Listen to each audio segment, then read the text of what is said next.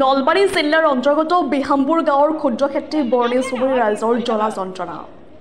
বিহামপুৰ গাঁৱৰ ক্ষুদ্ৰ খেতি বৰ্ণী চুবুৰীৰ তেওঁলোকে দৈনিক অহা যোৱা কৰা ৰাস্তাটো বাৰিষা আগমনৰ আগতে ক্ৰমাৎ বেয়া হৈ পৰিছে। টিহু বিধানসভা সমষ্টিৰ অন্তৰ্গত বিহামপুৰ গাঁৱৰ ক্ষুদ্ৰ খেতি বৰ্ণী চুবুৰীৰ ৰাইজৰ দাবী 2026ত ভোট বৰ্জনৰ হুংকাৰ। ৰাইজে কয় যে আমাৰ ইয়াৰ পৰা বেমাৰী মেডিকেললৈ নিয়াৰ অসুবিধা হয়। এইখিনি ৰাস্তাটোৰ কাৰণে আমি দাঙি ধৰি মেইন ৰাস্তালৈ বেমাৰী নিব লাগে। স্কুলীয়া ল'ৰা ছোৱালীবোৰ চাওঁ কেনেকৈ তেওঁলোক বিদ্যালয়লৈ অহা যোৱা কৰি আছে। ইয়াকে লৈ ক্ষোভ উজাৰিলে বিহামপুৰ গাঁৱৰ ক্ষুদ্ৰ খেতি বৰ্ণী চুবুৰীৰ ৰাইজে। মূল সমস্যাবোৰ আমাৰ এই ৰাস্তাটো, বেলেগ একো নাই। ৰাস্তাটো খুব বেয়া, ল'ৰা ছোৱালী স্কুলত যাব নোৱাৰে। কোনো এটা বেমাৰ এটা হ'লে 108 এখন আহিব নোৱাৰে, বিচনাতে পৰি থাকিব লাগে বা ঠেলাই দি নিব লাগে, সেনেকুৱা পৰিস্থিতি। আৰু ইমানখিনি আমি বিধায়ক বা সকলোকে আমি কাবৌ কাতৰ কৰিছোঁ, সকলোকে বহুত দিন অৱগত কৰিছোঁ, কিন্তু কোনোৱে একো কৰা নাই। সেইকাৰণে আমি আজি এই ব্যৱস্থাটো হাতত লৈছোঁ। যদিহে আমি ৰাস্তাটো নহয়, আগন্তুক আমি অহা ইলেকশ্যনত আমি কায়ো এইখিনি মানুহে কায়ো ভোট নিদিম। আৰু এই ৰাস্তাটো তাৰমানে আমাক লাগে, কিন্তু আমি আনকি কিছুমানৰ ঘৰকো গৈছোঁ, ৰাতিপুৱাই গৈছোঁ, কিন্তু এই ৰাস্তাটোৰ কাৰণে তাৰমানে কোনো তাৰমানে আগবাঢ়ি অহা নাই। আমাৰ এই ল'ৰা ছোৱালীগিলাখান এই বোকা ভাঙি ভাঙি যাব লাগে, আমি কলাত লৈ যাব লাগে এই ৰাস্তাটোৰ কাৰণে।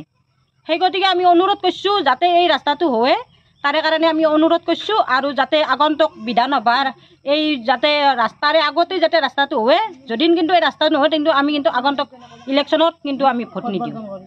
তাৰে মাজতে আমাৰ ইফালে যেতিয়া ভোট খুজিবা আহে, আৰু ভোট খুজিবা আহিলে আমি এই ৰাস্তাটো তাৰমানে প্ৰত্যেক হেৰিতে বিজেপিৰ চাৰহতকে আমি তাৰমানে এই ৰাস্তাটো দেখি দিওঁ, কিন্তু তেওঁসকলে কেৱল কয় হ'ব হ'ব সেনেকৈহে কৈ থাকে, কিন্তু আৰু বাকী আগ নাবঢ়েয়ে। আমাৰ চন্দ্ৰমোহন পাটোৱাৰী ছাৰক আমি এইটোৱে অনুৰোধ কৰোঁ যে আমাক ৰাস্তাটো আগন্তুক এই ৰাস্তাটো তাৰমানে আমাক লাগে।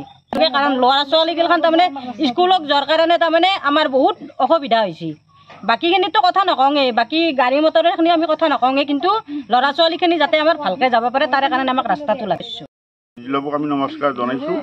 আজি বহুত দিনৰ পৰা আমাৰ এই মন্ত্ৰী চন্দ্ৰমোহন পাটোৱাৰী ছাৰকো জনাইছোঁ। আজি বহুত দিনৰ পৰা আমি এই বিজেপি চৰকাৰখনতে আমি পালন কৰি আছোঁ, আৰু এই ৰাস্তাটো আমাৰ কোনোদিন ভাল হোৱা নাই। সেইকাৰণে আমাৰ বহুত অসুবিধা হৈছে। গতিকে ছাৰ অতি সোনকালে যদি আমাৰ এই ৰাস্তাটো দিয়ে, তাৰ কাৰণে ভগৱন্ত আমি নমস্কাৰ জনাইছোঁ। ইয়াতে যিখিনি আমাৰ নেতা আছে তাতে সকলোৱে আমাৰ ইয়াতে এই ৰাস্তাটো যে সোনকালে কৰি দিয়ে তাকে অনুৰোধ জনাইছোঁ।